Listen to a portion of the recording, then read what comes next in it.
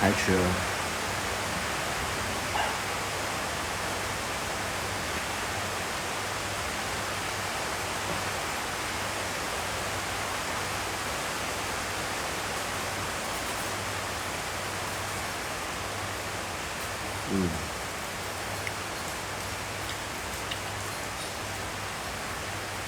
雨还挺大的。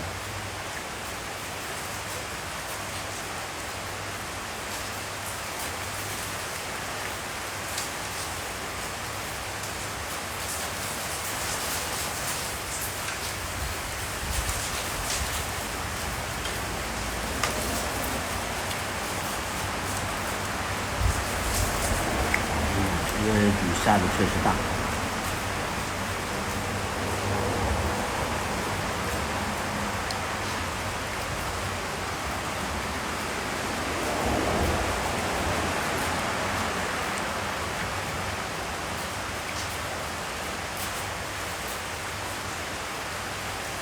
我真的是同性的，我是啊。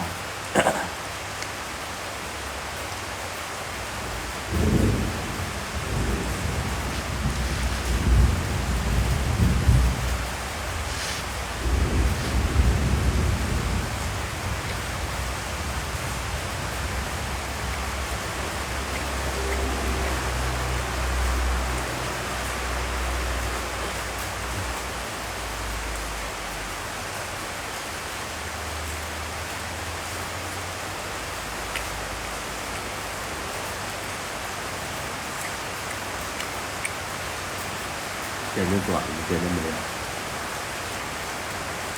一直都没有去做。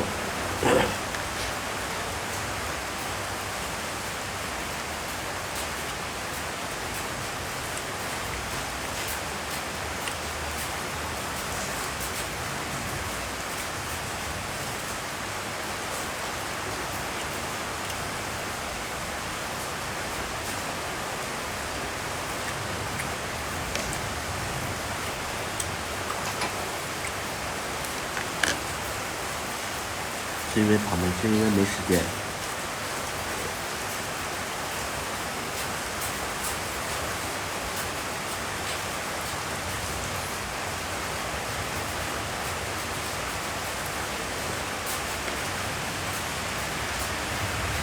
有没有跟龙总在一起？距离是有的。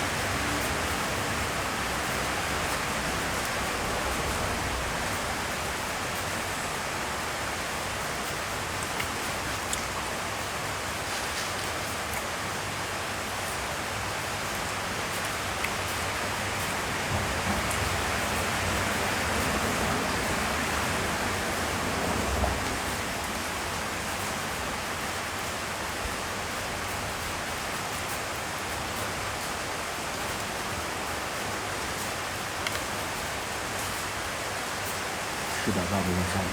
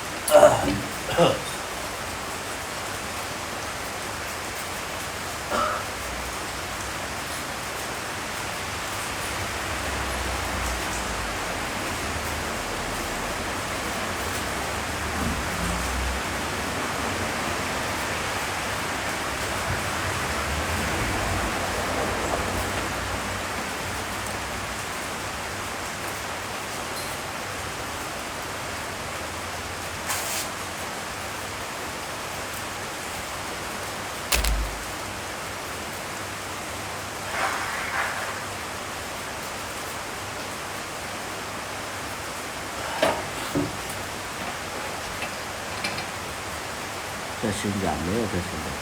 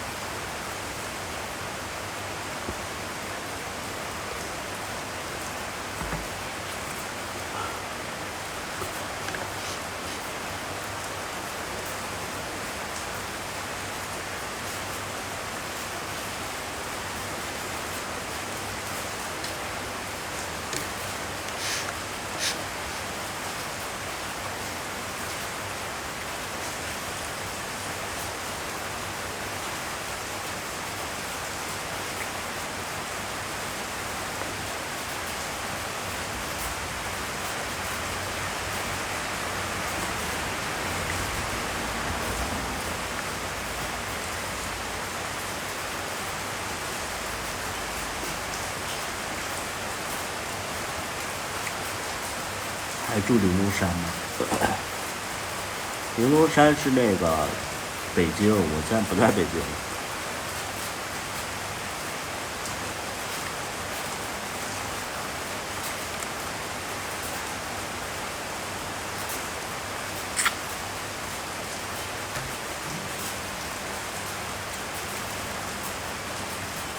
吃饭了吗？没有。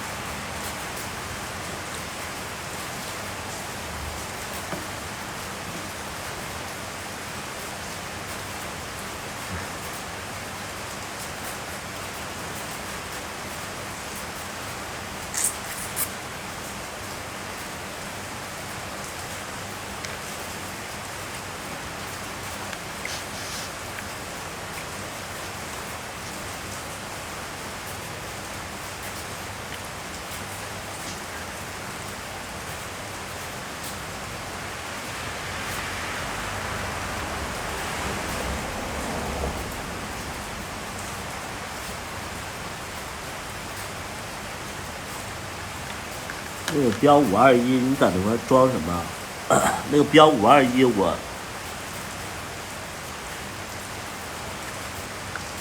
你是失忆了吗？你之前没看我直播吗？你装什么？你这老粉丝，你在这块装什么新面孔啊？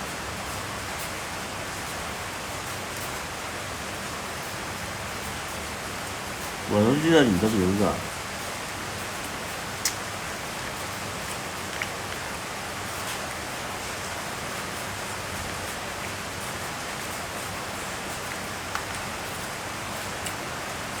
你在装什么？你在装新粉丝吗？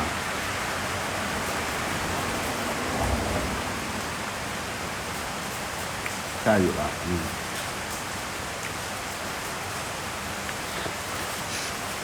对，这晚上吃饭，是的，最近感冒了，有点低烧了，好几天了，也没什么胃口。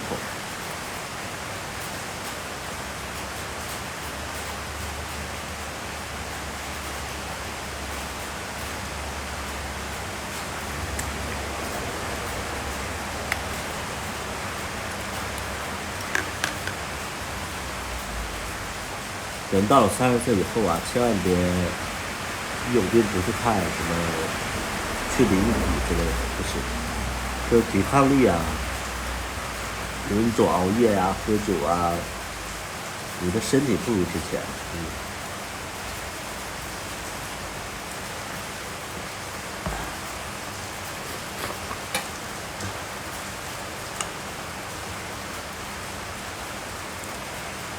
最近不直播，图图在忙什么？我在忙家里的事儿，没有时间拍戏啊。不是我的本职工作不是拍戏啊，我也有正常的生活的啊。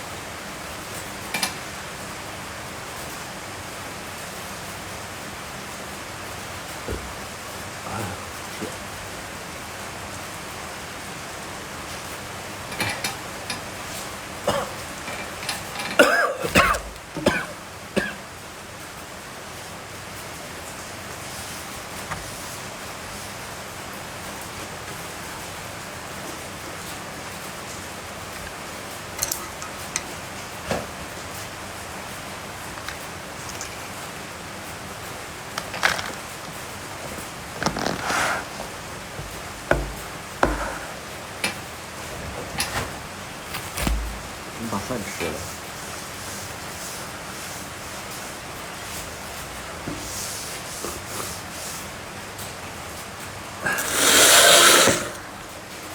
哎呦我天，好难受啊！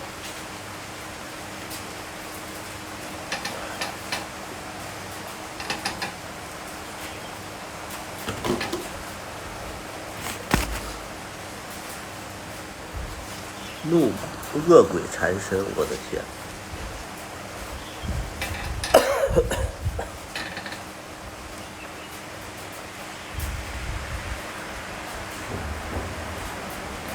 瘦了，本来我其实我就没有大家想象那么胖，我本人其实算是比较瘦吧。对，我现实当中我没大家想象那么胖，就是我觉得肚子大、脖子粗，其他的都还好。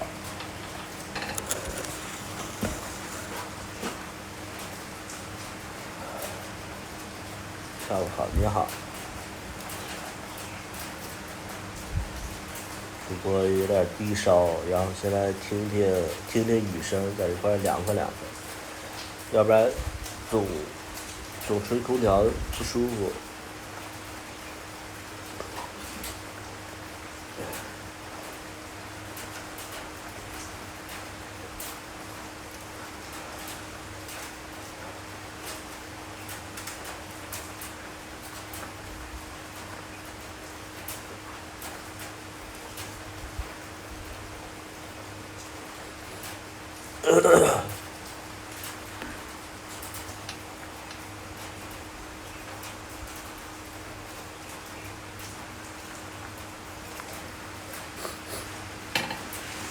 天天吃外卖，是的，年轻人不都吃外卖吗？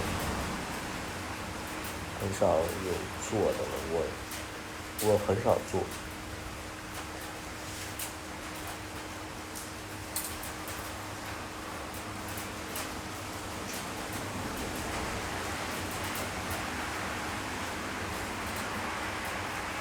不用点赞啊！你们两个点赞我都觉得累，你不用点赞，咱们直播间就顺其自然，好吧？对，就是想聊天就聊聊天，不想聊天咱们就是不用刻意说话的那种。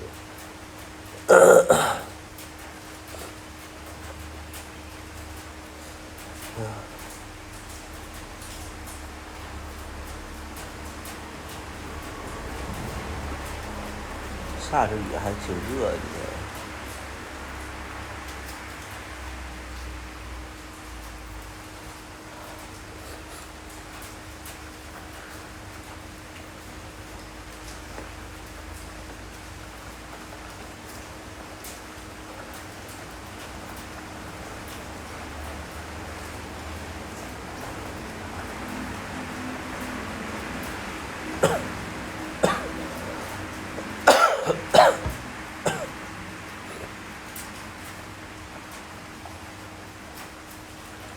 差评你先出去吧，你要不出去我把你拉黑，你要觉得什么差评你就出去啊。什么时候出新作品？这个，可能年底吧，可能年底。你不走就把嘴闭上，别净鸡巴事儿。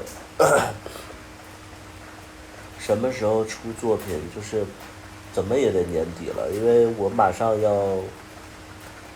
回上海去见那个一些导演，然后我们马上要筹一个项目，然后之后就拍剪，拍得1个月，剪得2-3个月，也会比较麻烦，怎么的也得年底了，因为现在都7月份了。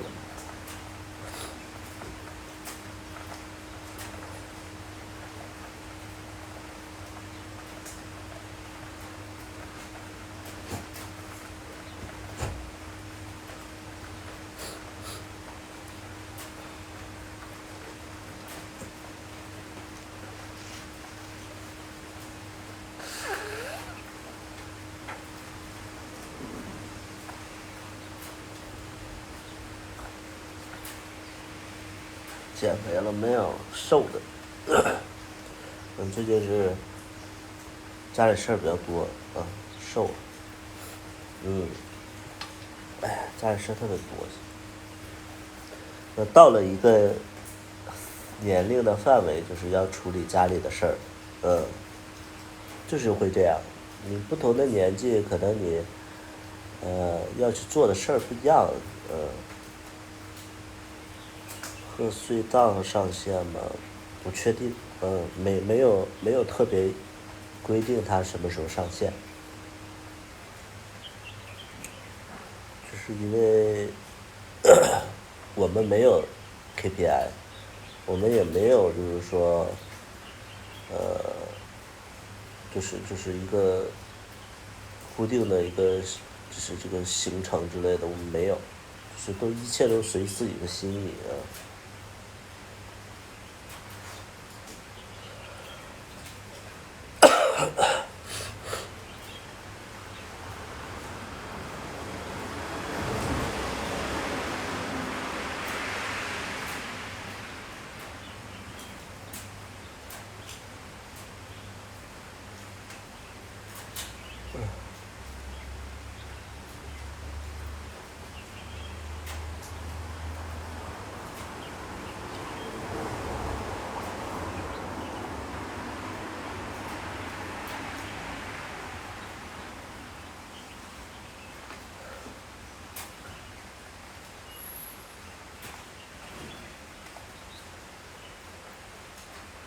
不用点赞，不用送礼物啊，没啥用啊，不用送那些玩意儿，就是看直播就聊聊天就好了，不用送那些东西。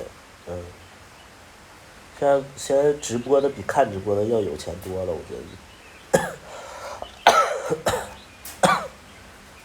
再加上我的粉丝群体80%都是小朋友，小朋友你们就是一定养好一个习惯，就是不要乱给男人花钱。小朋友你就不要乱给男人花钱啊！你要是老头子，你中年事业有成，你花点钱我都不拦着啊。你就这些小朋友，你本身就没什么钱，然后你还养成这种习惯，以后你就赔钱货，就不行啊！咱们就是不能说就是占别人便宜，但是别吃亏啊。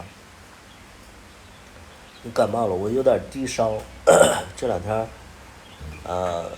淋了一场雨，淋得刮刮湿，然后就再加上前2天其实我就已经低烧了，然后又好了，然后又淋了一场雨，就这样，就反反复复，现在不太好。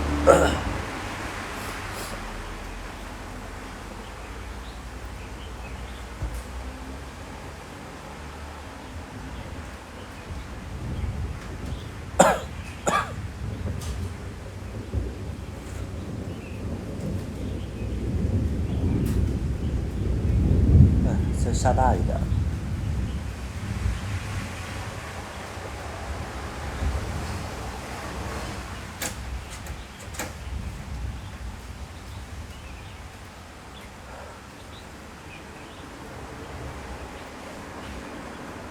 这就是我平时的状态。就我平时就是这么瘫着，就是没什么表情，然后瘫着这种感觉，所以我就这个状态。我给大家看一下这是我现在的状态。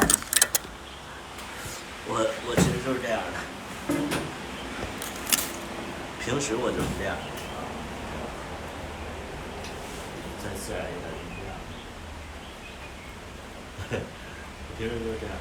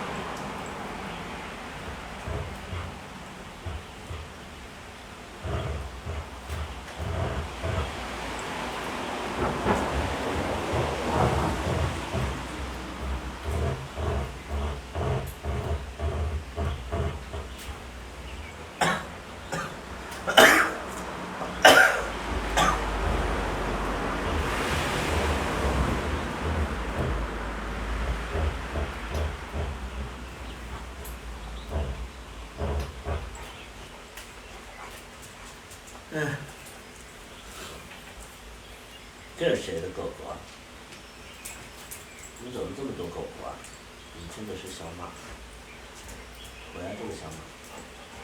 你把那个鳄鱼给我，鳄鱼给我，去，把鳄鱼给我，这个，对，给我叼过来。那我要那个泰迪行不行？你把这个叼。那个，你把这个给我，给我。啊？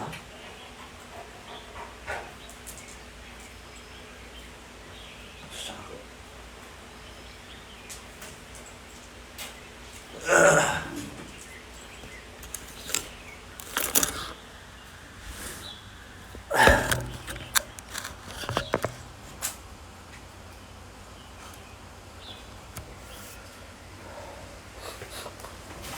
哎，天老爷，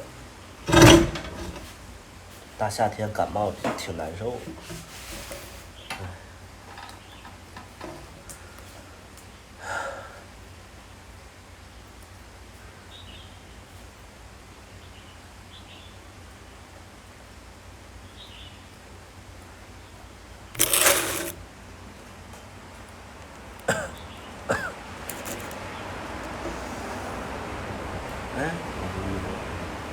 我这衣服都瘦了，我这衣服都肥了。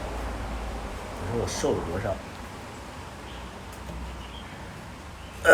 我这次体检，人家大夫就让我减肥，说我肝不好，让我少吃点。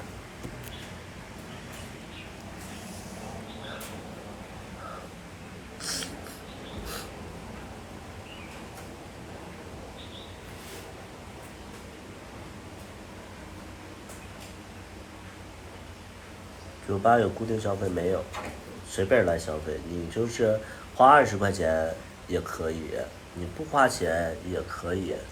因为我酒吧里有一个，有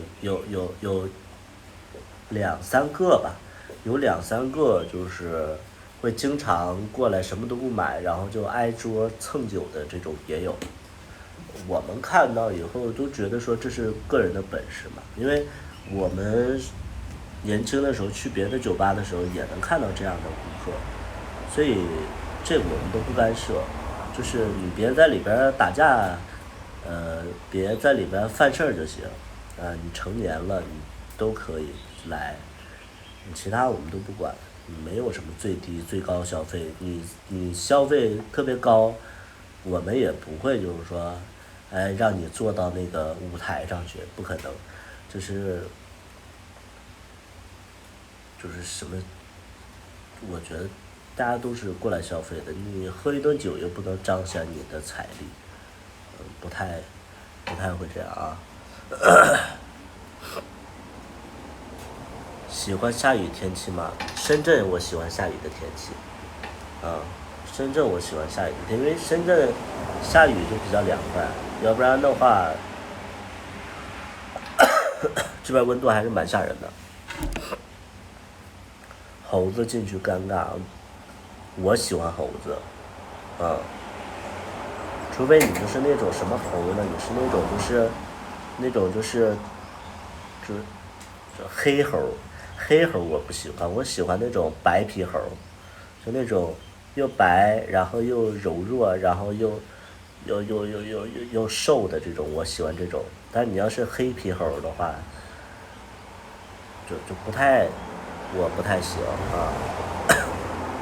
对，妖猴我也不讨厌啊，眼镜猴我也喜欢，就是我喜欢看起来柔弱的人。我跟你们相反，我不喜欢那种就是长得特别壮啊，特别黑皮呀、什么特别勇猛的那种长相。就前一段时间就是有流行，就是前几年不有流行那个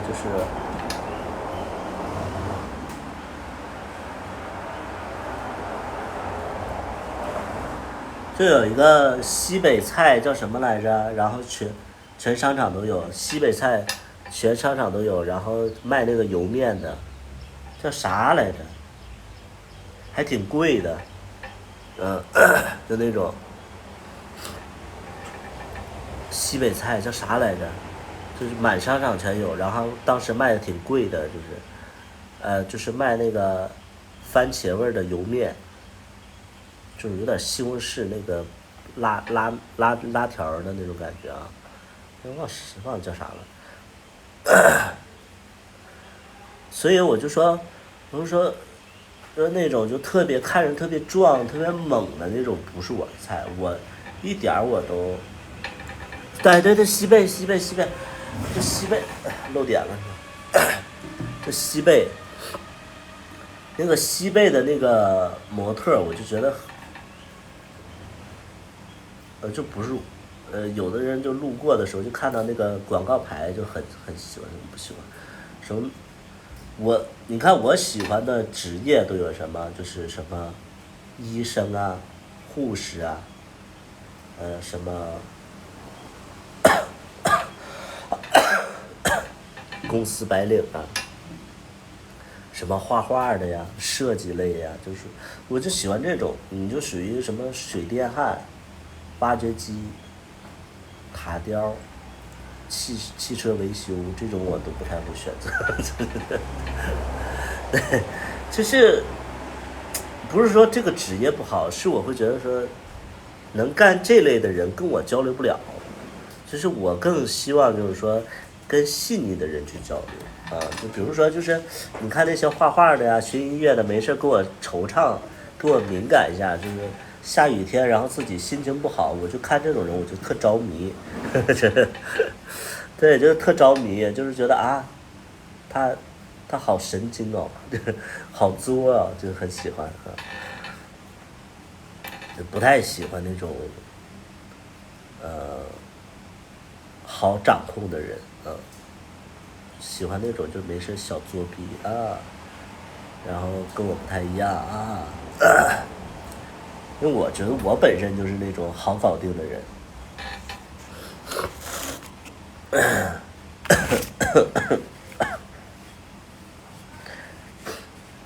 小大夫就不做，小大夫白呀、模特喜欢，模特不喜欢。模特我觉得他眼界太高了。模特，我接触过模特，模特我感觉他们的眼睛里只有衣服、品牌、摄影师、片子，就是机会，什么展，就只有这种。我觉得模特不需要谈恋爱，他眼界跟普通人不一样的，工地搞技术的不行，就个性的问题吧，就是个性的问题。我喜欢有一点点，就是内在复杂的人，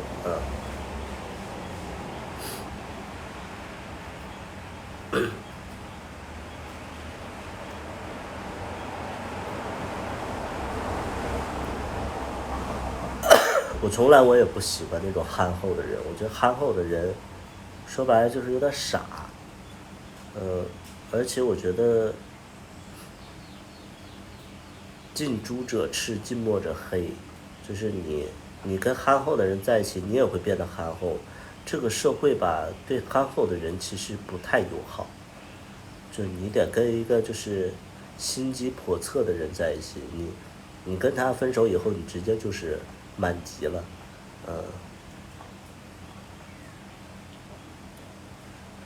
理工男不喜欢，完全不喜欢。那样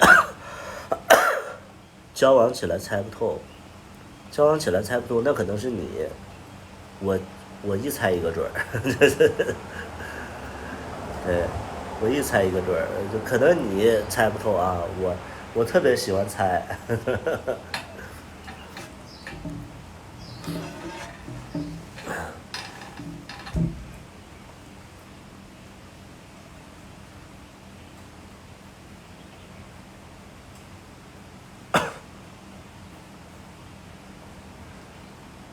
我觉得这个社会还是蛮复杂的。你要是憨厚的人，我觉得就吃不开嘛，你就会担心他，然后就是不聪明。喜欢天蝎座的人吗？我跟天蝎座是朋友的关系，不太会恋爱，恋爱不适合啊。十句话句句话都是谎话呀，句句话都是谎话，那就跟他分开吧。我觉得唯独我接受不了最明确的一点就是撒谎。这么瘦，是的，我最近可瘦了，我是个瘦猴子。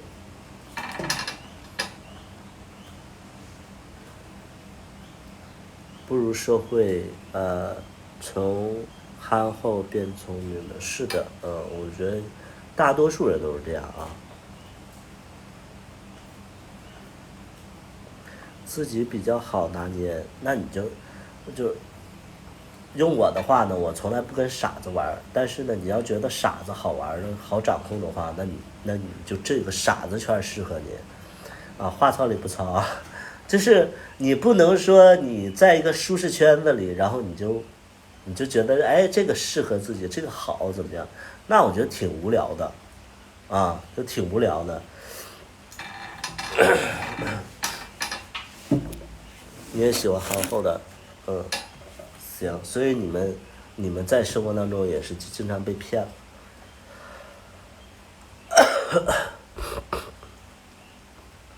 恶搞我和龙看见了，我也看见了，吓我一跳，就是吓我一跳，无所谓了，人搞呗，那我咋整啊？我看见了，我看见了。下午好，弟弟，下午好啊。阳光是啊，不认识。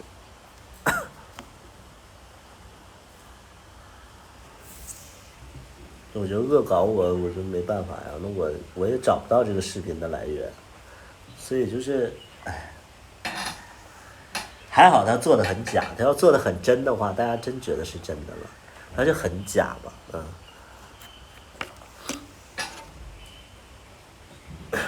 就像你们会喜欢一个角色，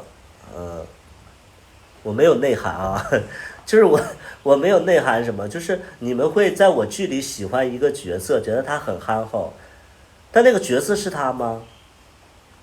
你们能想象到吗？就是你们居然会喜欢一个角色，觉得他憨厚，你就喜欢他，然后顺带着喜欢这个演员，但那个演员他是这个角色吗？对，就是你们连辨别这样的能力的，辨别这样的能力都没有，你们感情肯定会受伤害啊，对不对？你连基本的这个辨别能力都没有，这就所谓你们所谓的憨厚，所以呢，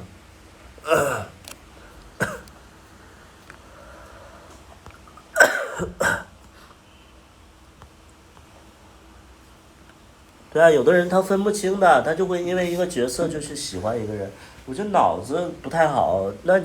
我觉得这也算是憨厚了。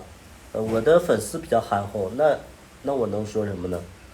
对吧？你们爱被骗，你们怎么样？我阻拦不了，你知道吗？就是有太多人因为就是角色去喜欢一个演员，我觉得脑子不好，只能说脑子不好啊。这就是所谓的憨厚，那我觉得这没办法，对，这没办法，嗯，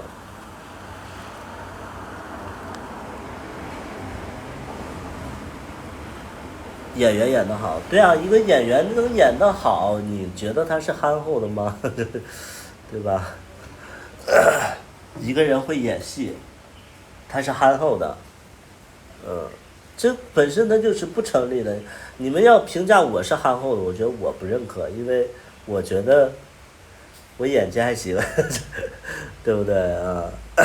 纯纯的颜狗，那我就不多说了，嗯，那我就不多说了。所以有的人其实蛮肤浅的，嗯，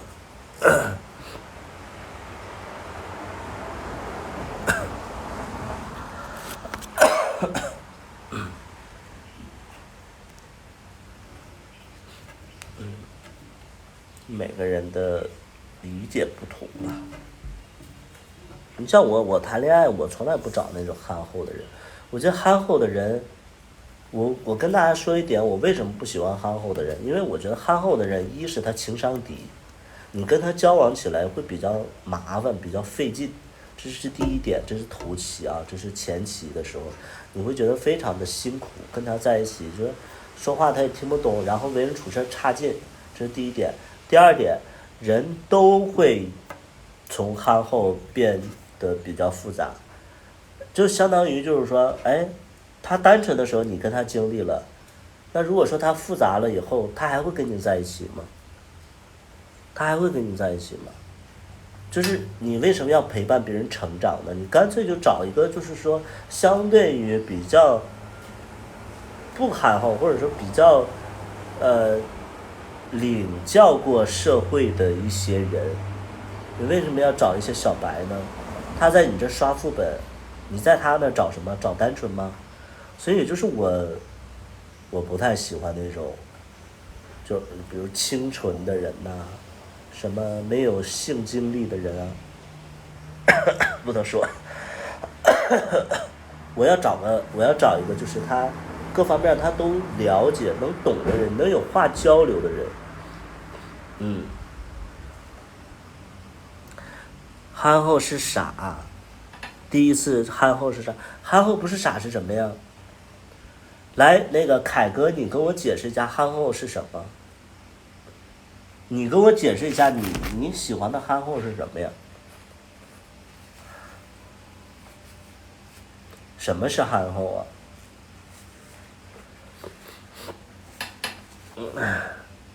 那就不要找，有很多年纪小的人不像你们就是不像你们想的那么就是傻啊。现在年轻人特别的聪明，我为什么越来越喜欢年轻人呢？因为年轻人特别聪明。你就是跟那些，就比如说我也接触过30、40岁，甚至比我大一些的朋友，我觉得他们的脑子其实处于上个，也不是上个社会了，就是上个，就是因为每一个时代的人，他的思想啊，包括他的那个 CPU，它是不一样的，他的转速啊，他的功力其实都是不一样的，所以我越来越喜欢年轻人的点就是，这个年轻人他哪怕很小，但是他从小啊，包括他们这个时代接触的信息比我这一代，甚至比我们前几代要快得多了，嗯，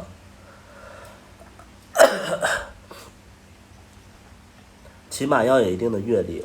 我说的是他懂我就好，不一定他有阅历。能懂吧？就比如说我跟小大夫在一起的时候，我并不是需要他真正的冲在前面帮我去解决事儿，我又不是找个那个打手，对不对？我需要的是我跟他交流的时候，他能懂，甚至呢，他知道说这个事情，哎，好像正常的处理方式应该是这样的，就是有一个人能懂你，跟你的频率是契合的就可以了，能懂不？就小朋友，你要求他做什么呢？只要求他能沟通就可以了啊。还会拍剧，会拍剧啊。小大夫算憨厚吗？我觉得小大夫是非常聪明的。你们就想一想，我小大夫是我小大夫是我最长的一任，5个月了吧，4个月还是5个月了。小大夫是我最长的一任，为什么我跟他在一起会最长？前面有比他长得好看、比他身材好、比他有钱的怎么样？年纪大的、年纪小的我都接触过。为什么我跟他能在一起最长时间呢？而且我现在对他的综合评价是非常高的，啊，我对他的评价是非常高，因为他特别聪明。你知道，聪明的人他其实就是让你各方面都舒服，嗯，对，就是对我而言的话，我觉得这是非常聪明。你知道为什么呢？就是我跟他在一起啊，我会觉得他有些东西，他跟他说他能懂，然后呢，就算他不懂的，他不说，能懂不？就是，有很多人情商低的人，就是说，你跟我说我不听，那个你说了我不懂，然后我还要去反驳你，这种就是情商低的人。就他是非常聪明的一个人，包括他在社会，包括他在单位，我能感受到他，就是因为我也去过他单位嘛，然后我能感觉到他跟人与人之间的关系相处的是非常好的。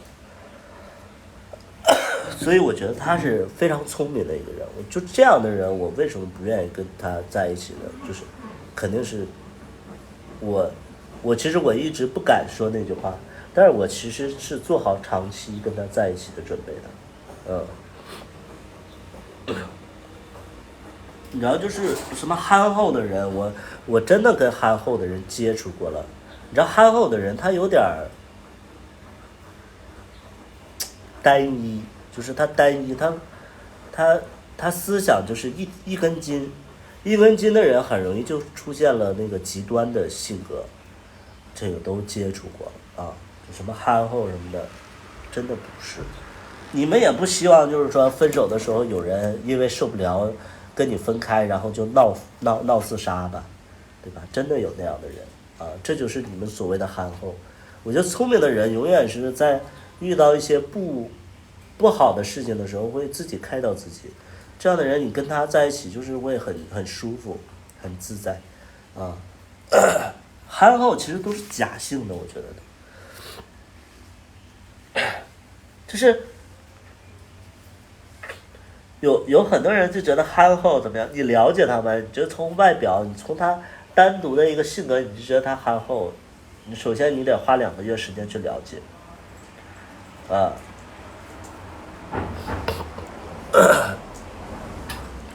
想追我不憨厚，我感冒了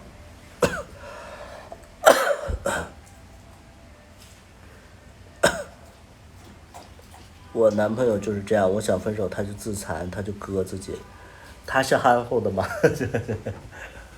啊，有些人他摆不清楚的这种人就没什么意思，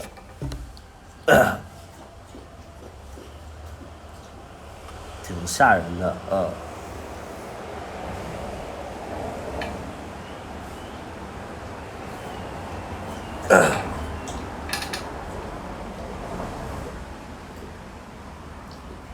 对，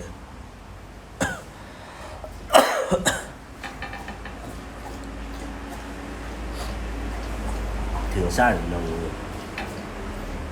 还好我没有经历过特别极端的人，因为我本身，别人接触我就觉得我就是那种比较狠的角色吧。嗯，是的，想想都害怕，因为你们喜欢憨厚的人呢，就是这就是你们所谓的憨厚的人，真的是这样。你不能只看到一个人憨厚的好的一面，他好，他能一直好吗？呃，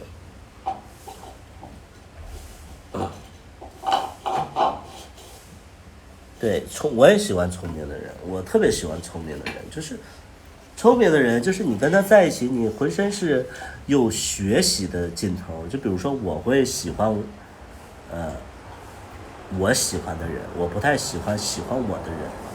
就我喜欢的人，就是让我会有一种上进的那种感觉，就是因为我喜欢他，我想变得更好，对，属于这种。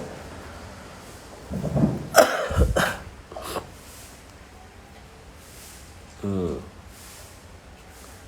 就拿自己威胁你啊。所以就是那些，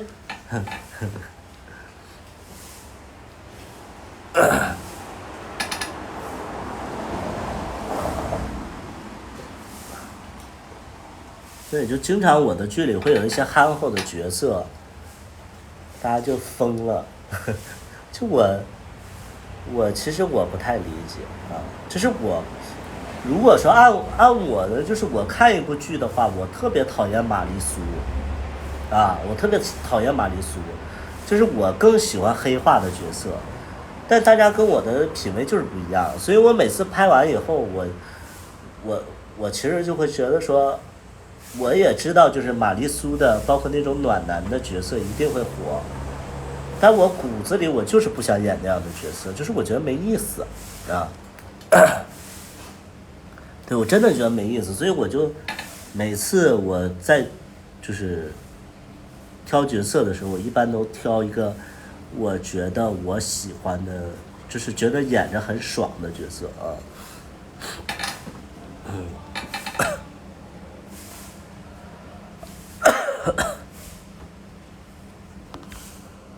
就是就是理解的方面不一样啊。和你对象吵架了，你从哪句话听出来我和我对象吵架了？你盼点好行不行？你这个叫董先生的，上来就说你和你对象吵架了，咋了？你家出事儿了？你为什么要就是质疑别人的感情？你听到啥了？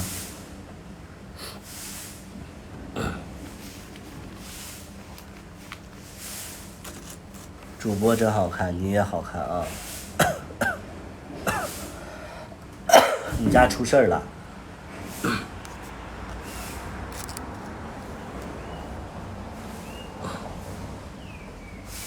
呃，战术性咳嗽，我就发现直播间里总会有这些就自作聪明的人。你来我直播，你看我多久啊？你不，别人都知道我在这块发着低烧呢，所以我咳嗽。你怎么那么爱揣测别人呢？你是什么东西啊你？我真的非常讨厌这种人，自作聪明，你知道吧？就是，你是个什么东西啊你？下午好，下午好。我认为喜欢一个人要了解，不要太黏人对方，什么要给彼此空间。我觉得首先就是了解，喜欢一个人一定要花时间去了解。至于这黏不黏着，这都后话了，啊，就是你不要在那块精神恋爱、网恋怎么样？你就是你网恋也行，但是你一定要就是说什么呀？一定要就是了解啊，你一定要花时间去了解。你没有2个月，其实你都不了解这个人。感冒了。双子座不了解双子座，但是双子座，身边朋友有双子座，就觉得挺聪明的星座啊。好像也懵懵懂懂谈过一个双子座，但是，没有什么结果。嗯，射手纯傻逼啊，射手纯，不能说脏话啊，射手啊，射手咱们就是纯，大家别接触射手座啊，就是避坑一定要避开那个射手座啊。我跟大家说一下为什么不能就是接触那个射手座啊，射手座就纯傻子，为什么呢？因为他年轻的时候他比较倔啊，他年轻的时候你跟他说什么他不理解，然后他跟你唱反调，等他后来后知后觉的，然后找你的时候呢，他又啥也不是。所以这种人就是先让他玩够了，然后知道自己啥也不是了，然后大家都别搭理他，啊，就是射手座就纯玩的心思，就是他不懂爱是什么，这种人不值得啊。就是你对他好一点，他反而不珍惜啊。我身边90%的射手座都是这德行啊。狗屁不是，4月份是你看你是4月中期还是前期还是后期？前期就是白羊座，后期是金牛座啊。射手座我真的领教过，我觉得射手座脑子挺不好的，就蠢啊。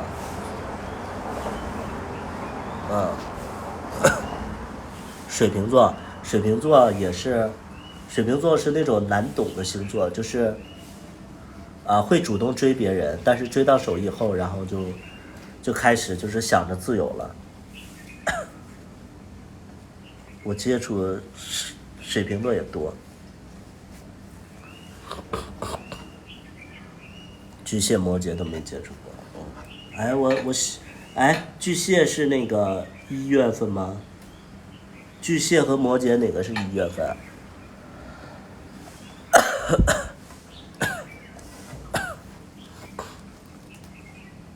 摩羯是1月份是不是？我老婆是摩羯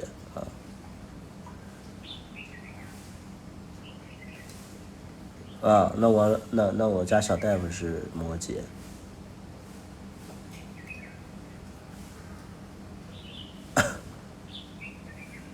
金牛座掉钱眼里，金牛座其实是一个非常矛盾的星座。金牛座就是又理性又感性，就是我其实对很多事情，我像我这个年纪的金牛座，就是对很多事情非常非常的理性，非常非常理性。但是呢，我经常会因为理性会亏欠别人，然后我就会对别人补偿吧，对，然后就经常，我觉得金牛座最大的一点就很清楚自己要什么吧，我这个金牛座，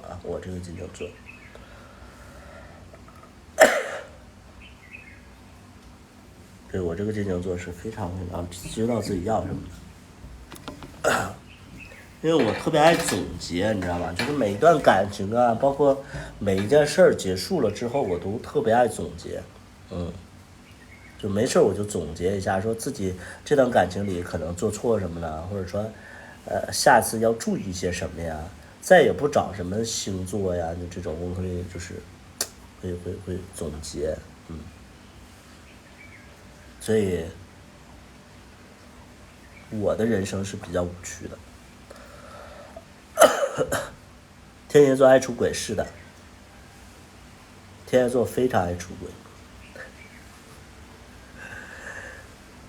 天蝎座非常非常爱出轨，天蝎座非常非常爱出轨。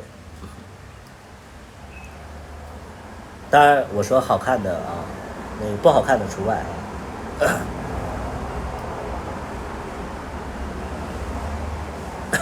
这不好看的除外啊，那好看的就爱出轨，天蝎座啊。对出轨我怎么看？我怎么看？我怎么看？你问我哪方面怎么看？就我觉得出轨的人，我觉得本身他就是矛盾的呀，他就是没有能力的人呐。我觉得出轨我不理解，因为我都是不爱了我就分手的，我不会同时接触两个人，我也不会欺骗别人，就是我觉得骗别人很累，我为什么要出轨呢？对不对？我已经爱上别人了，哪怕这个人他跟我感情再深怎么样，那就分手啊，就是这样，彼此也轻松。他恨我，他也单独恨我，起码不让那个第三个人受罪吧。对呀、上个厕所就出轨了，好难受啊哈。那你男朋友还蛮特别的，对我也接触不了啊。精神出轨和肉体出轨，我我觉得都不要吧，我觉得都不要吧。我觉得就成年人，我觉得就是你要有所担当吧，就是你不爱了，你就是不爱了嘛，你就分就好了，你干嘛就耽误别人的啊？我不太懂啊，我不太懂，我就觉得那些就是出轨的人都是没活明白，或者说就自己是没啥本事，不敢去面对这个事情啊。单身的时候会不会和很多人暧昧？我觉得那正常吧。单身我可以跟很多人暧昧，我觉得这没问题。但你要有男朋友的话，你一定是要去尊重别人吧。你像我现在就是偶尔还会在网上跟别人就是聊骚，但是聊骚是不走心的，就是你千万别走心，你要走心了的话，那你就直接分开。对对，就是我觉得网上聊骚，因为我现在就哪怕我跟小大夫在一起啊，我也会跟别人聊天，然后我说哎看看那里，然后人就会给我发，就是我觉得这很正常，因为就是闲着无聊，然后大家聊聊天。但是如果说你看完别人，然后你爱上他了，我觉得这个是非常就是要处理的事情，就是你如果说你跟他聊出感情来了，好，那你就要分开了。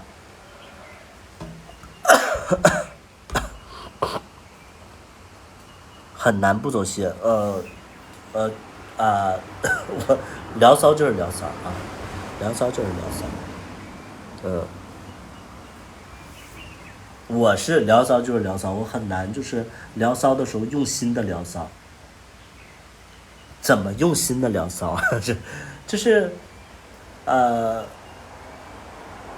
你仔细想一想啊，就是那些聊骚爱动心的人啊，我跟你们说一个点，你们就不容易动心了。就是你们动心的话，就很容易跟他在一起嘛。但是你想想，跟你聊骚的人，他能轻而易举的把自己的身体发给你的话，我觉得他可能发给很多人，你并不是唯一。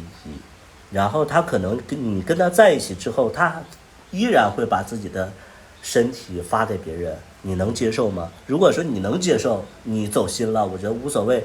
但是你要接受不了，那你就能区分聊骚和走心的一个区别了，对不对？有那些分不开的人，我觉得先先思考明白这个问题吧。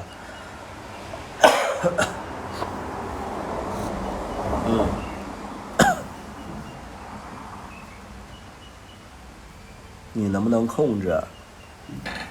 聊骚如果控制不住的话，那你聊什么呀？不太懂啊。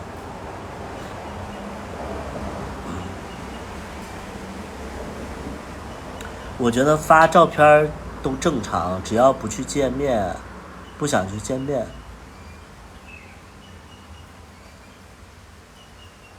发照片正常，我觉得不正常啊。有男朋友就不要给别人发照片，我是这么觉得。但你可以要。对，就是你要别人给你那是他的事儿，别人要你给那就是你的事儿了，能明白不？就是你可以要，你可以要，然后别人给你了，他的问题。如果别人找你要，你给了，你的问题。就是一定是，这句话就好比就是说，别人可以随地吐痰，但是你要随地吐痰的话就不行，就是我觉得你要分得清楚，就是你可以包容什么，但是你绝对不能做什么。别人跟你发你不回发多不礼貌，这个时候你想起礼貌来了。你看百里屠夫直播，你发过红包吗？你发过那个刷过礼物吗？你这个你不觉得不礼貌了？你在那块假装礼貌什么呀？你还真礼貌你还三从四德了，你还，哎呦我的天哪！你装什么？你这个时候你给我来礼貌。自己有对象了还聊骚，这就是心态问题。自己有对象了聊骚，是心态问题，这个确实是心态问题啊。我觉得这个我也不否认，但是呢，能做到的是什么？就是尽量的别让，就是你男朋友知道这个事儿就可以了，就是你男朋友知道这个事儿，他允许，我觉得这个也无所谓啊。就像有的人他可能在一起很长时间，然后他俩已经没什么共同的点了，那他们愿意以这种方式去接触别人，然后顺便给彼此时间去结束彼此，我觉得这个很正常。就是你看你怎么理解。我个人会觉得说，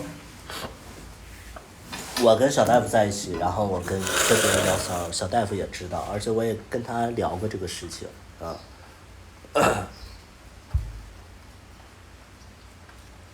所以聊骚的人嫌弃别人也聊骚的，最好找个老实人，是这样。没有说嫌弃啊，我的个人的观点就是说，大家不都在聊骚吗？那聊骚谁比谁高贵呢？除非你不聊天，你可能觉得聊骚的人他不好。那你都是聊骚的人，或者说被聊骚的人，那你觉得你很高贵吗？我不是这么觉得啊。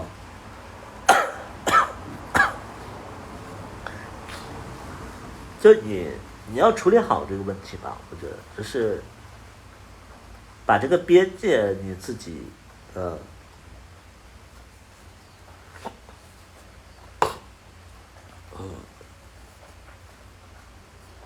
对象也有可能聊骚，还是要先做好自己。是啊，对象聊骚，我觉得可以的呀。就是我觉得就是聊骚，你有边界感，我觉得这是可以的。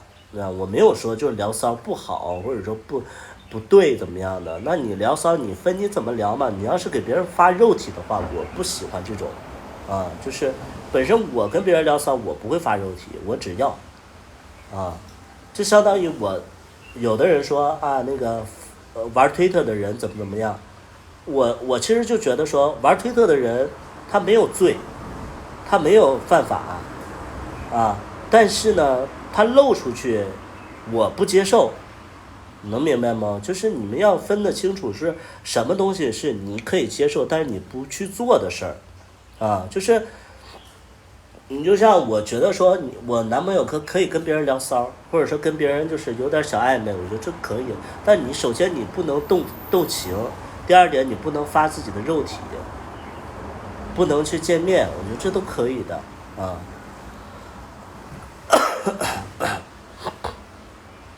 对呀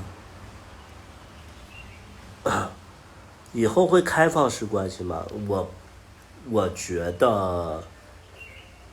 我觉得开放式关系可能是必经之路就是想让感情长久的话，我觉得这是必经之路这是我的理解。那就看我想不想让感情长久。如果我不想让感情长久的话，我依然会没有感情了，那我就会分开了。那我可能会这样处理其实很多事情，就比如说有的人觉得酒吧就是乱，推特就是乱，那你可以不进，或者说你可以进，但是你只看看就好了。你不要觉得说很多事情它是绝对的，那你绝对的，那我觉得你对这个世界的理解就比较狭隘，对不对？就是很多事情你就比如说，我当年，就是会，我记得我在一个出租屋里边，那个时候我在跟别人合租，然后我的，隔壁的，就是隔壁的，就是一帮小孩儿，那个时候我也才不到20岁，隔壁屋的小孩儿，然后他们就围着就在那抽水烟，抽水烟，水烟你们不知道，你们知道是什么吗？水烟。然后当时我就觉得说这个东西，哎呀，好吓人呐！就觉得水烟这个东西，因为我没接触过，而且我查到了以后，然后我那个时候就查水烟，水烟其实那个时候是不好的东西，然后我就把他们那个告诉房东了，然后紧接着我又搬出去了，但是多年以后我自己开始抽水烟了，因为水烟它其实按照我的理解的话，水烟它不是一个特别不好的事情，你们可以查一下水烟。就当年的时候，水烟它是一个非常新型的一个东西，大家就会觉得说可能会跟那方面有关系啊，就是就觉得很恐怖。但现在就是你看我也自己偶尔也会抽水烟，水烟它其实就是一种烟，它只是通过水的方式去把就是吸那个水，我也不太懂怎么去，你们自己去搜一下。这个水烟它其实很多事情其实没有那么绝对，就你的认知不断的增强了，哎，好像这个事情就没有那么严重了，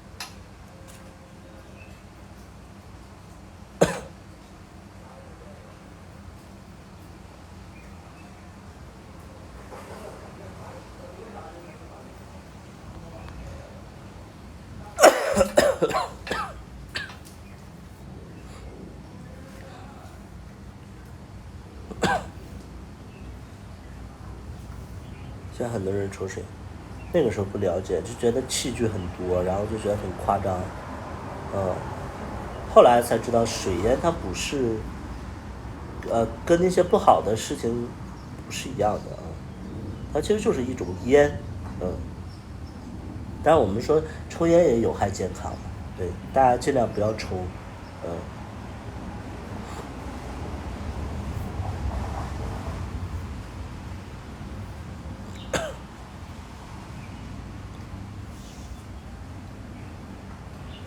有很多是，比如说就是我身边会有那些网黄啊，我身边会有网黄，那我看到网黄以后，我应该以什么样的状态去跟他相处呢？因为本身我觉得我的男朋友如果说他是网黄的话，我是非常接受不了的。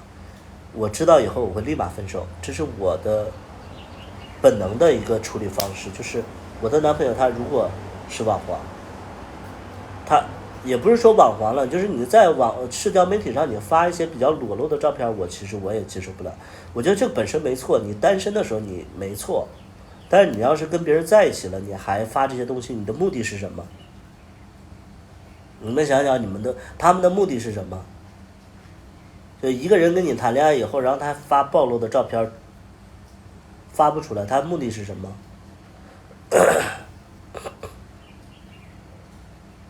对不对？他目的是什么？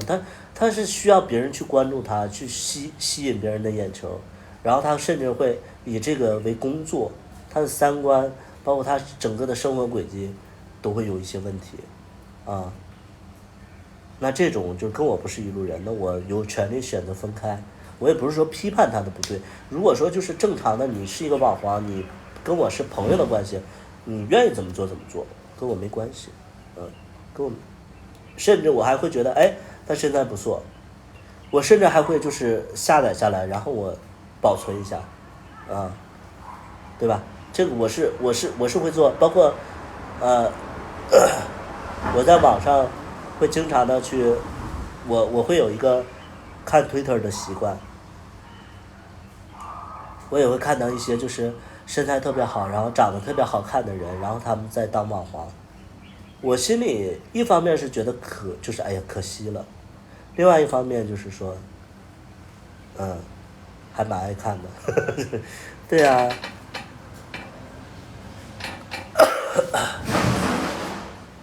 我还蛮爱看的呀，就是我会保存的。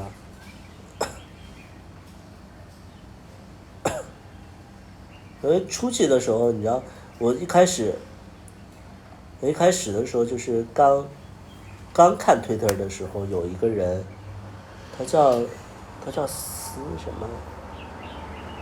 他叫斯什么？就是一个斯是一个齐加一个金，那个斯什么？他叫斯什么？然后当时我看他俩字儿叫斯什么？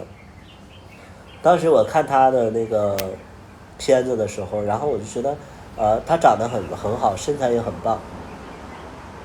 我就因为那个时候我刚玩 Twitter 嘛，然后我就给他发私信，我说你以后能不能不拍了？你知道吧？其实我现在看的丝状，对，你知道我就会发了一个这个东西，我现在想想我自己都可笑，你知道吗？就是真的在劝别人，但是后来我就知道劝不住他，我觉得他对性的理解其实是跟平常人是不一样的呀。那我为什么要改变别人的生活？我一句话我说你以后不要拍了怎么样？我能改变人什么？我能给别人带来什么呀？对吧？那他自己拍的还是他自己拍的事儿，对，丝状，你怎么知道啊？你跟我撞菜啊？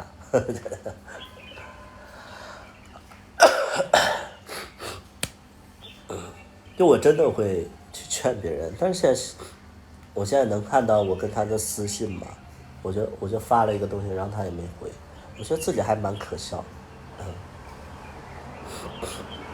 你就像台湾娱乐圈的事情，我觉得台湾娱乐圈的事情就是还蛮就我觉得真的是蛮真实的，就是我虽然说我在大陆这边我没有正式的接触这个所谓的娱乐圈，但是起码我身边的那些经纪人朋友也好，或者说化妆师也好，就是他们是跟那些明星接触的比较多的人，因为我在北京嘛，我有这方面的一些朋友，他们跟我形容的娱乐圈确实是这样子的，就是前辈压新人呐、怎么样的，然后什么潜规则呀，然后阶级呀，就那种还蛮真实的，所以我就觉得那个是真的，对啊，那是真的。但是你知道，就是我特别服的一点就是那些撒谎者，他不到最后一刻他是不承认的。他可能真的就觉得自己能把这件事情给掩盖过去，所以他死活都不承认。但是你知道，真正的就是那些撒谎者，死咬着那些就是那些事儿，不承认的时候，他承认的时候得有多狼狈。我这人可能心理素质不好啊，我就是不撒谎。如果就算是我年轻的时候，就是我小的时候我撒谎，我也是心理素质特别差的那种，就是比如说我不写作业，放寒假的时候不写作业，然后我说我忘在家里了，老师就让我回家取去的时候，我这个时候已经就哭了，已经被吓哭了，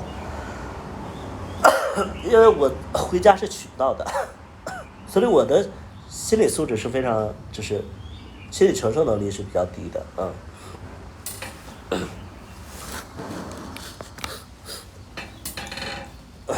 就包括就是所谓的名媛圈，其实也是这样，名媛圈其实也是这样，就什么熊圈啊，什么这些人，我接触起来就是他们，你不能理解他们为什么会撒谎，而且他们撒谎就是马上被拆穿了，他们还在死咬着不放。你说有的时候其实我知道太多的事情了，但是我没有办法爆料出来，因为一爆料出来牵扯太多人了，对，确实是这样。你们就是我特别能，就是你知道有一些爆料者，他爆料的过程当中他会遮遮掩掩，有些东西他说不通。你知道为什么说不通吗？因为很多人就是很多事情，你要一下爆料能牵扯到好多人，他必须得保护某些人，他也怕得罪某些人，所以他不能说那么多，所以就逐渐的就变得奇怪了，啊，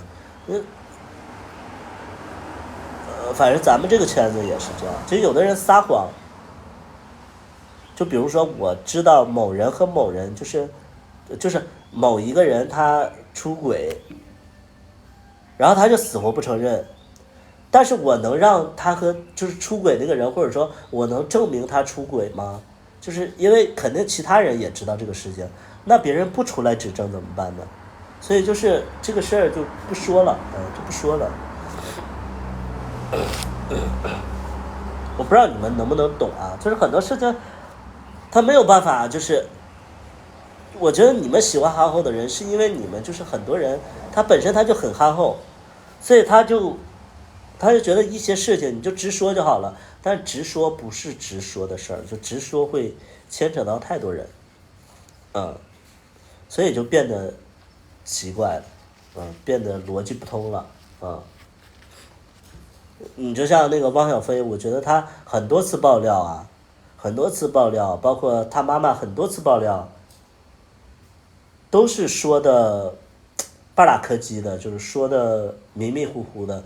为什么？因为他就是不想伤及到其他人。你比如说，我觉得他们应该早就知道吴宗宪是什么样的人，但是他们能去说吗？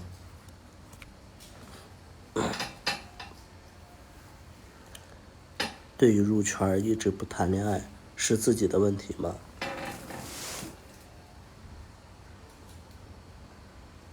一直不谈恋爱是自己的问题吗？那是别人的问题吗？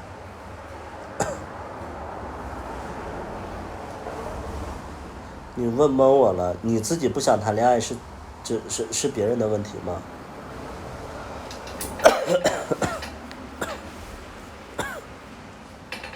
酒吧在深圳罗湖区啊，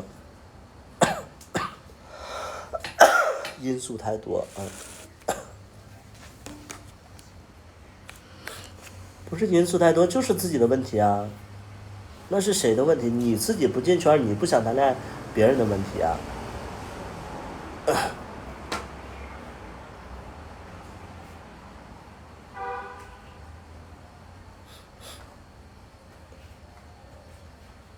但就是找不来，那可能真的是自己的问题啊，自己不太出众。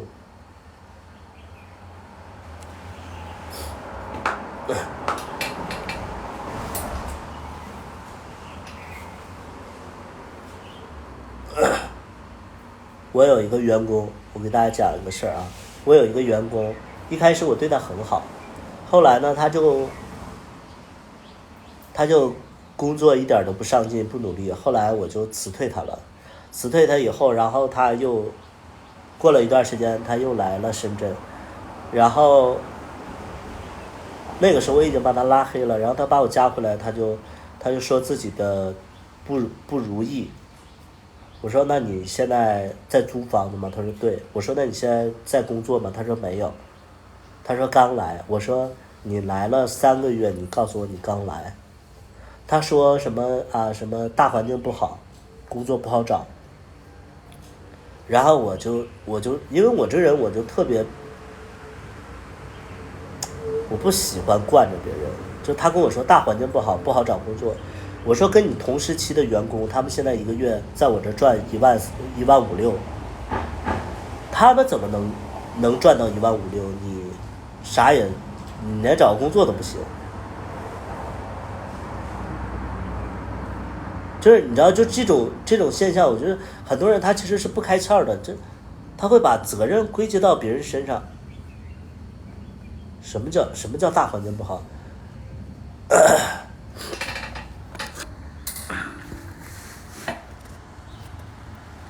不喜欢约，找个对象很难，找个对象很难，那你就提高自己啊。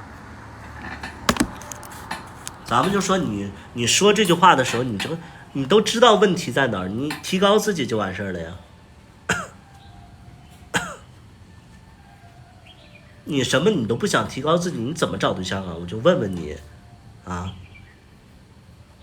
你觉得大家都是那种混吃等死，然后就莫名其妙有个谈恋爱的一个人吗？你知不知道这个我们看到的世界有很多很丑的人，但是她男朋友就是那些一批一批的名媛呢？你能看到这个社会层圈吗？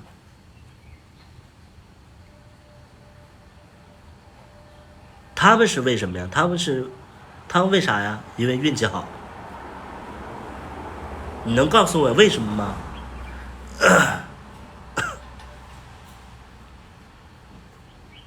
来，你们告诉我为什么？为什么那些长得特别丑的人，但是他身边名媛一茬又一茬，肌肉男，啊，有钱，说对了，因为人家努力，人家有本事。相反的，就是你们这些什么找不着对象很难的，然后不知道为什么的，为什么呀？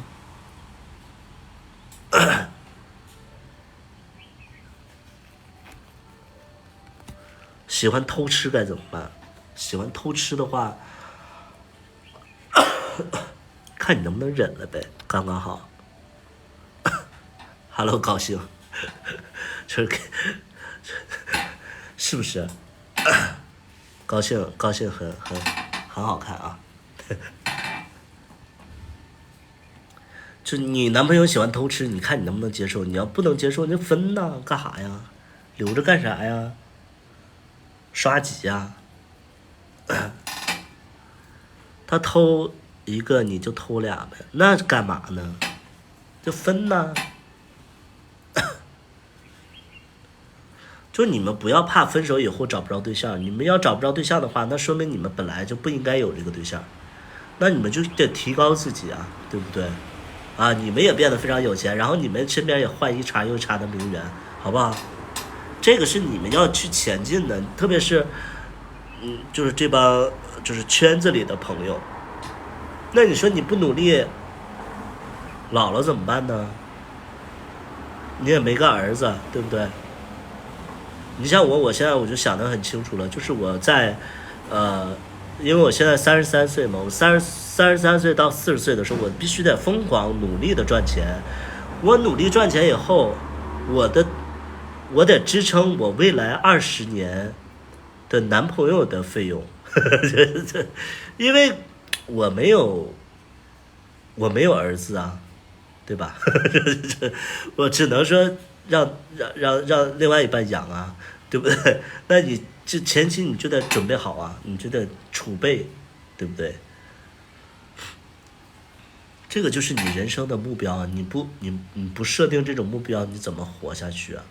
对吧？你这个目标，你过程当中实践过程其实很开心的啊。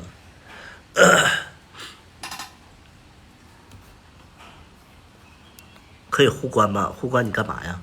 哎呀妈！请问一下，我互关你干嘛？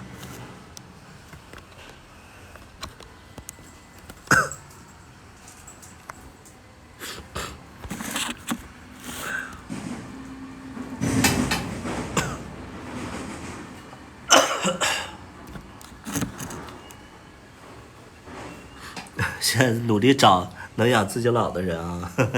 行。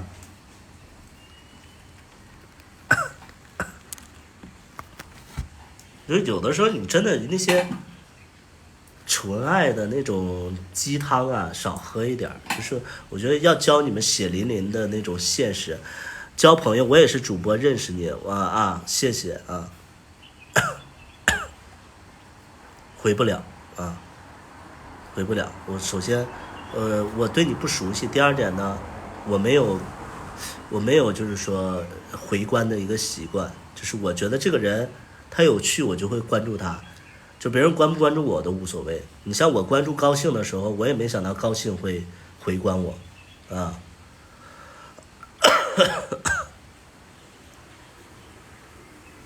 你知道养对象都有成就感，是的，我就觉得，特别是东北的一吧，我觉得就是会沉迷于这个过程里，你好看，谢谢。你知道养俩对象有多成就感吗？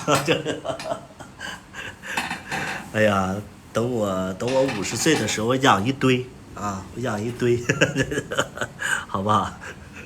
谢谢高兴啊！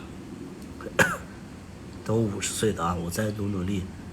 就人一定要上进，我告诉你，就这些就是想法啊，千万别只是想法，要做现实啊，要把它做成现实啊。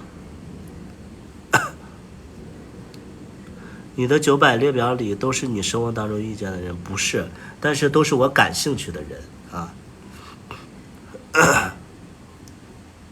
那养个小孩呢？养个小孩，你说养个孩子啊，就是亲生的是吗？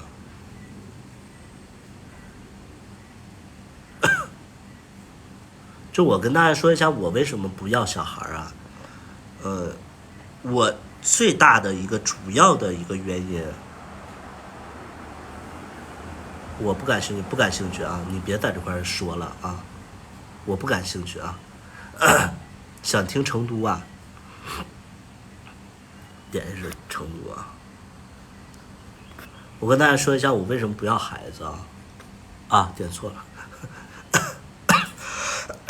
我最主要的一个原因，其实就是怕以后去撒谎。就是我很怕去撒谎。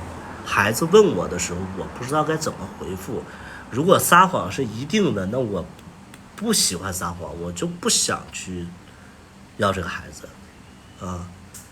就是你能怎么说？你妈生你的时候死了，或者说离婚了，那以后你怎么解释？我解释不了，我不想撒这个谎。很多人，包括我，会不会有一天我姐姐或者说我哥哥会说漏嘴了？孩子知道以后心理创伤有多大？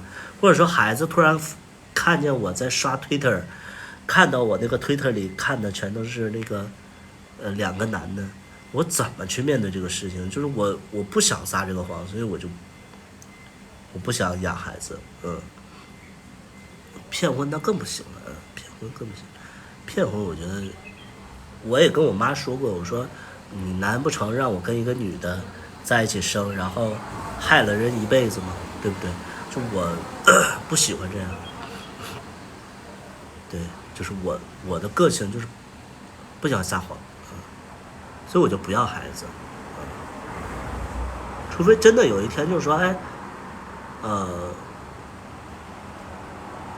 我能去养一个孩子，就是我能领养一个孩子，而且这孩子，可能一开始我就知道我什么情况啊，说不定，什么叫说不定啊？说不定干嘛呢？说不定的事儿那就不要去做啊，因为有些孩子他其实，就接受不了这些事情啊，挺好，是不是？跟孩子直说，我觉得他要是一个10几岁的孩子，我可以跟他直说，或者说，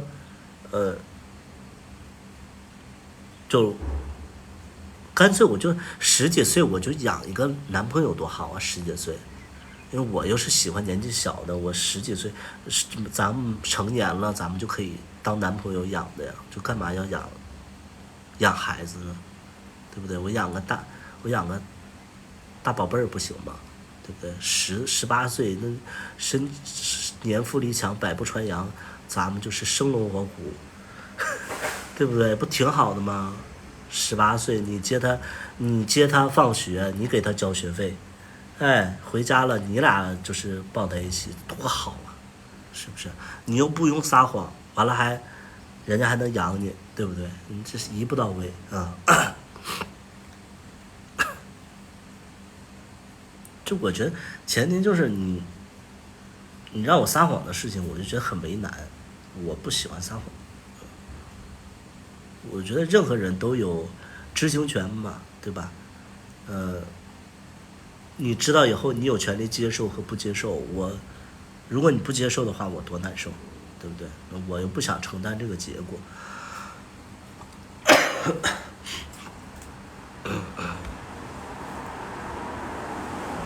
这是哪里？这是家里。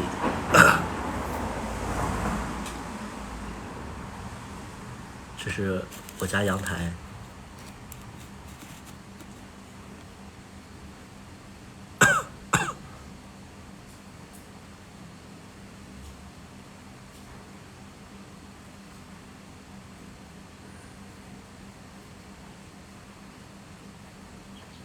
别野不是别野，是个平层，是个平层。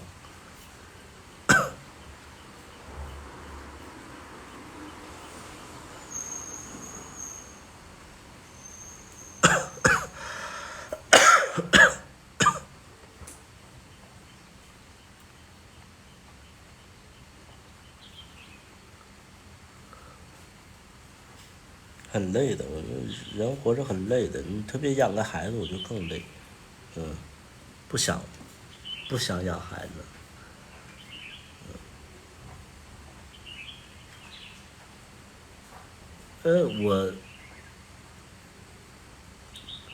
我觉得我年龄越大越喜欢年轻的另外一半，就是我越来越喜欢年轻的一半，就是我现在已经接受不了，就是跟我同龄的人在一起的那种感觉，就是恋爱的感觉啊。我曾经尝试过，就是我觉得跟同龄人在一起的那个感觉吧，就像朋友。对，我已经受不了了，就真的是越来越享受这个年轻人在一起的感觉啊。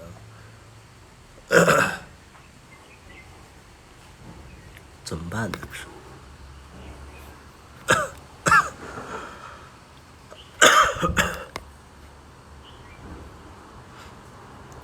小你10岁算年轻吗？小我10岁，今年也23了呀。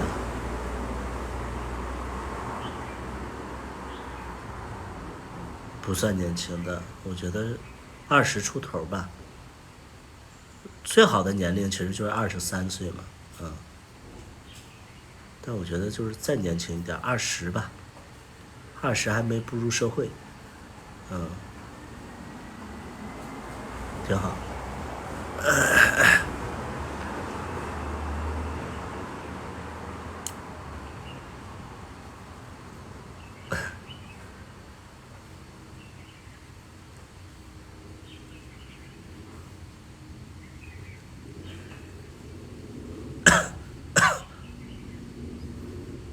17不行，17没成年啊。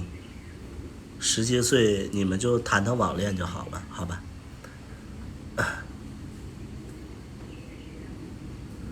小大夫以后大了呢？大了我不是也年纪也不也大吗？他不可能超过我吧？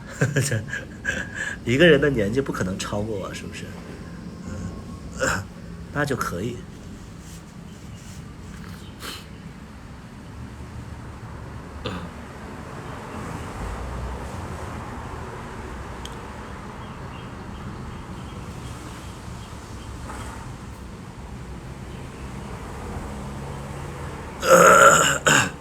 小大夫多少岁？他00后，00年的。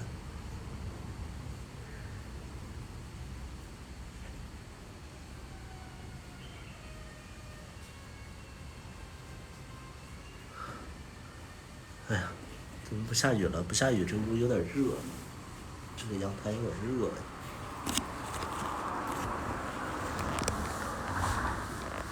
但是他图图以前是喜欢同龄生。听到了装修，哈哈哈！听到了装修，你为什么要哈哈哈？你的笑点在哪里？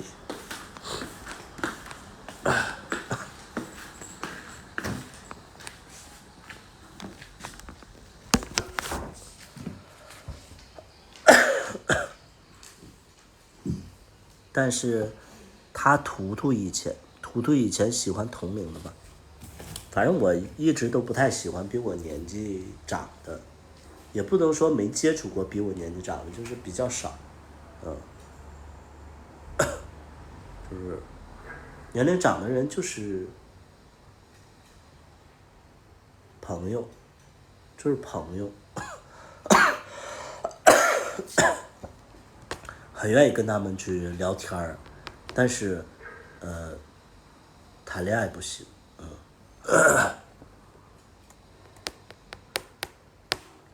对，跟他们聊天啊，跟他们一起出去玩儿，我觉得没问题。你要我不喜欢跟男朋友出去玩儿，就是我不喜欢跟男朋友出去旅游，因为我觉得男朋友就是跟自己的喜欢的东西不太一样。相反呢，我跟那些就是比我年纪长的人，或者说跟我同龄的人，我们喜欢东西是一样的，所以我们在一起比较舒服。跟男朋友出去玩儿，更多的是，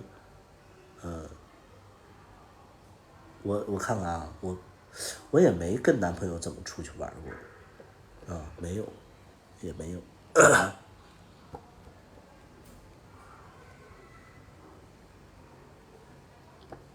年纪小的沟通有代沟，不是有代沟，就是沟通没问题，但是喜好不一样，对吧？你就比如说，小大夫每周都会等着看那个《斗罗大陆》，还有《斗破苍穹》。说实在的，这两个就是小说呢，我都知道，但是那个动画片就动画片弄得太恶心了，我就看不了。我更喜欢的是2D 的那种动画片，我接受不了这种就是大陆中国内地的那种就是3D 的东西，我觉得3D 的很丑。你比如说，就是想当年我们玩那个劲舞团的时候，就是虽然说劲舞团它好像也是3D，但是它就比 QQ 炫舞要好看多了。就是现在小孩的审美可能也被这些3D 的这种东西就是跟我们不太一样了。所以我看那个《斗罗大陆》的时候，我都觉得哎好恶心啊，而且那个进度非常的慢，就一直在拖时长，然后一集也打不了什么东西。它不像那个，就是你看那个《火影忍者》呀，你不像看那个死神呐，不像看那个海贼王啊，它是会激起你某一些东西，什么犬夜叉呀，怎么样？这斗罗大陆这个东西，我看了，我陪他看了几集，我都看不下去了。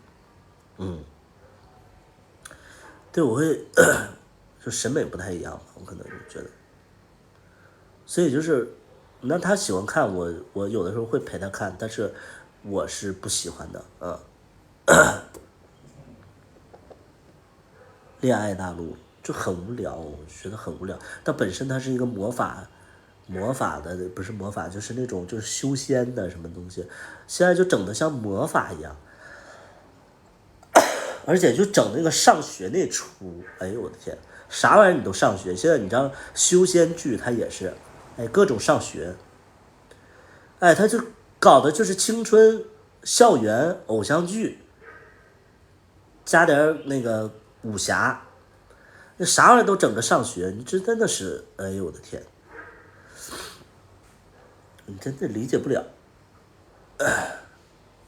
你像我小的时候看那些就是武侠片啊，都是什么玄心奥妙，什么就是倩女幽魂，什么玄心正法啊，什么那个就是什么日月同辉那些啊，就是他没有上学的桥段，他只是这个什么是除魔卫道什么这些东西啊，这他就非常简单的就是江湖恩怨。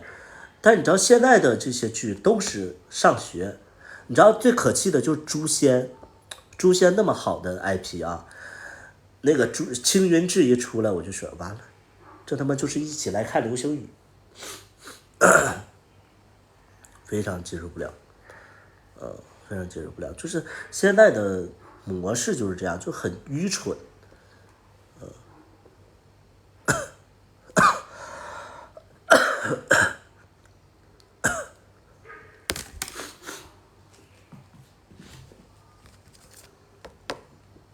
对呀、我就当时看诛仙的时候，就是哎呀，特别特别庞大。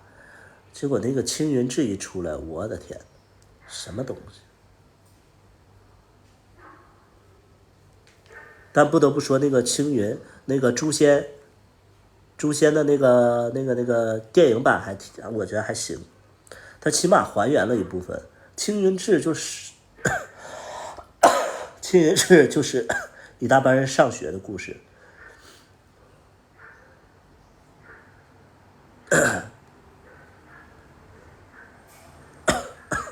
行了，我不说了，我手机没电了，改天咱们再播啊。